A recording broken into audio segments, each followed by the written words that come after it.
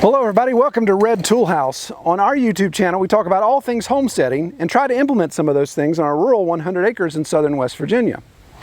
Well, today we're not on our rural 100 acres in southern West Virginia. We're on a semi-rural. The capital city of our state is actually just right over there. We are on the outskirts of the city limits at Union Mission Ministries property. And if you want to know what Union Mission is all about, I'll link to it below, but also a video that we've talked about it in the past. But you can see behind us, we're helping Union Mission institute what's called a sustainable agricultural program. So they're pasture raising pigs, they're pasture raising chickens, we've done some other things. So our piglets that we helped the Union Mission acquire, and two of which are our bottle-fed babies that we donated, are actually outgrowing their space here. So we're going to try to expand some pasture. So tonight, my dad and I have come up and we're going to drop some of these trees, get some trees on the ground so that the guys in the program can come up and cut some of those up, get them out of the way, and we get some ground opened up here. We're not going to clear cut. We want to do silvopasture, agroforestry type approach. So we've gone through and we've looked for the healthiest, the nicest nut-producing trees, protein-producing trees. So we've got a lot of nice black oak in here. Got a couple white oak.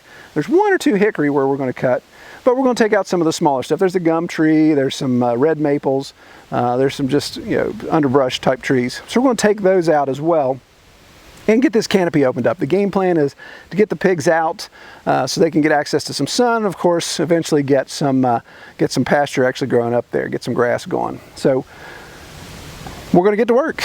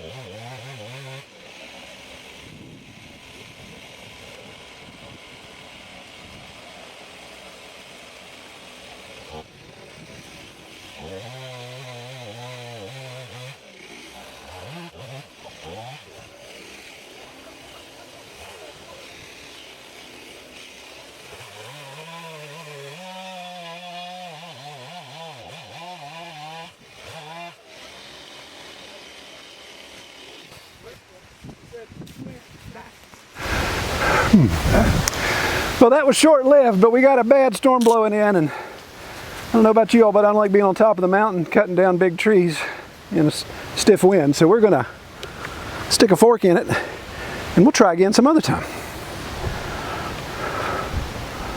All right. Okay, well, we've been chasing the rain. The rain's been chasing us all evening.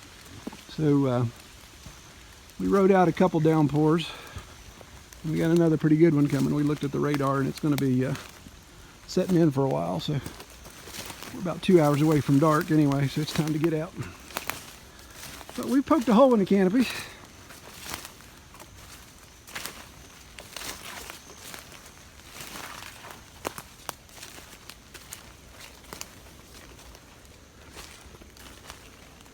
Again, the plan is to keep mature nut producing trees. And you can see like this black oak here, this thing's a monster. It has a decent canopy already, but if you can imagine now that we've cleared this side up, and as we come around and clear some of the other sides, that thing is just going to get bushier and produce a lot more acorns. And over here we've got a couple little more oaks. A lot of chestnut oak. And again, here's a big chestnut oak here. And again, I know we discuss oak species or tree species, and everybody has a different common name for it, but these things usually get hollow. That's one issue that we've had back at our place, is a tree this big could be 6 inches hollow in the center, but they still produce quite a bit of acorns. Now again, we got some white oak. There's a nice white oak there, a little white oak there, another one there, another one there. So we've got some decent white oak here, a little chestnut oak here. These two, we debated whether or not to take them out or not. We got to get a little bit more canopy open.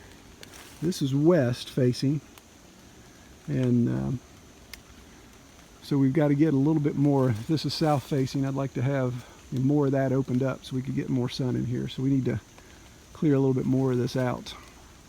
But I put some Virginia pine on the ground.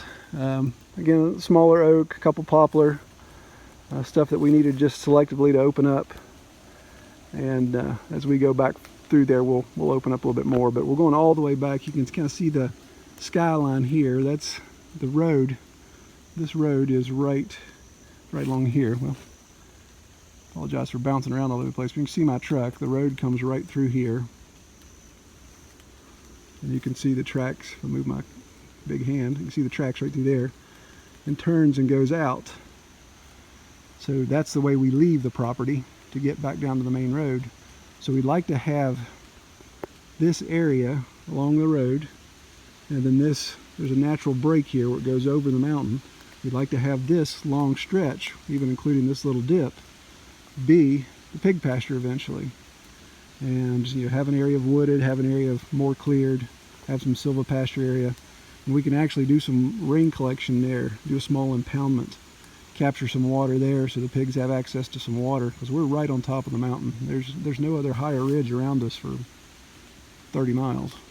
So we're definitely exposed up here on this point, but there's still a decent amount of water that comes off. There's a small little rise right there. And of course, where I'm standing, you get enough drainage there that if we had some good impoundment, we could catch some water.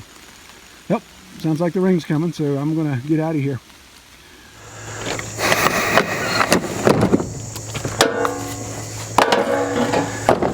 Okay, so we're back here at Red Tool House, and it's a couple days later. So we managed to get a decent amount of trees down. Again, the storms and the wind definitely spooks me more than the rain does, but so we had to cut it short. But it got me thinking again, with doing YouTube videos in these chronological order, that in my mind are in chronological order, I realize I've not really given you guys some details there. Some of you are new to the channel, some of you have never even seen a video and you happen to stumble across this. So I realize it may not be fair. So you may be thinking, what in the world is that all about? Well, real quickly, Union Mission is an organization that I've really invested a lot of time and money into in the past 10 years. I really like the mission. They are a client of mine, so they've invested money in my business as well, in full disclosure. But I really like this organization, helping from homelessness to battered women to back in the day when the state allowed it, they even had an orphanage. They've been around 107 years, so they've seen a lot of stuff happen. But the really neat thing, the reason why we say we're cutting trees to fight addiction is this sustainable agricultural program we're trying to get going up and running at Union Mission. The primary purpose is twofold, is to provide food for people in the program. So people that are homeless, people that are women and their children that are escaping an abusive relationship, homeless women, of course. addicted men and women, if they have a chemical addiction, a drug addiction, an alcohol addiction, and they want to get away from that, they're ready to try to get clean, then they can come into these programs. And they reside on campus for over a year at times. So it's to provide food for all of those people that are in the programs. And also, it helps train a skill. And again, I don't show video of the guys. If you've seen 1 or 2 videos we've done in the past, I try to block out their faces because they're in an addiction recovery program. They may have some criminal justice cases still going, so it's just best not to have their face on. And again, they need their privacy. They need to focus on getting sober and getting their life back on track. But these guys come up and help. So when we were up there cutting, 2 guys from the program came up to help. And again, I made sure to leave them off camera. But they came up to help. And one guy's 19 years old. I won't give you his real name, but we'll call him George. But George is 19 years old, and he's like, man, I just want to work. This guy's a worker. And 19 years old, got his whole life ahead of him. And just battling a debilitating situation like drug addiction. And again, we make our own choices. I made a lot of bad choices when I was 19. He made a lot of bad choices at 19. So do we throw people away? No, I don't believe so. I don't believe we're called to just give up on people. So really excited to see this program take off. But the whole reason in telling you all of this is I'm going to ask you all for a favor, and I may be stretching the limits of what is acceptable in YouTube or what's acceptable for you people that watch these videos. But in talking with George and some of the other guys, they have one chainsaw, and that chainsaw should be in the Smithsonian. It is that old. So it's a rough looking piece of equipment. And I take for granted the fact that I'm able to go and purchase a still when my chainsaw kicks the bucket. I go buy another one. This nonprofit organization doesn't necessarily have that luxury. They can only purchase things when they have the funding to do so. The Sustainable Agriculture Program has to be self-reliant. It has to be self-financing. So what I'm going to ask you to do, if you're interested, and again, I understand if you're not, but if you're interested, I would like to see if we could raise $500. We call it, anyone that watches Red Tool House, if you would want to give to the mission to raise $500 to buy them a new chainsaw and some shafts, some hardware, some safety equipment there. I think we can get them a nice steel chainsaw from one of our local dealers and be able to get those guys better equipped to work up there and to get those pasture areas open. That's what's really holding us back on really getting this agricultural program running in full tilt. So how do you do that? Well, if you want, the easiest way to do it, and I'll post a link here and then of course a link in the description, but you just go to unionmission.com/donate. When you go to that page, you'll see line items for special projects. There's a line item I added in there that's chainsaw, and you can put $1 in there. You can put $2 in there. You can put $100 in there. You can put whatever you want. If you do that, if you're interested at all in the benefits of being a nonprofit, then this is tax deductible. You can get a tax deduction. Union Mission will actually send you a receipt in the mail, so get a receipt and thanks for donating, and you can obviously turn that in to the tax man to dodge some taxes. So now I'll just ask that. I'll give updates a little bit on down the road to see if we pulled it off or not. Again, I'm not expecting it to be a slam dunk. I'm not expecting y'all just open your wallets and give. You're not from around this area. You're not in West Virginia, so it's not necessarily your local area. And again, if you don't want to do that, that's fine. If you want to give to a local addiction recovery program in your area. There's got to be some where you are, because addiction is everywhere. But if you want to help us out, we'll give updates. We'll see what we can do there. And if you haven't seen the video in the past concerning where we got pigs at Union Mission and donated some of our pigs there, my in-screen video, I'll have that pop up right here so you can watch it, so maybe there's some continuity there. Well, if you like this video, give it a thumbs up. If you haven't subscribed, be sure to do so. Again, we do 3 videos a week, Monday, Wednesday, and Fridays. Take care, everybody.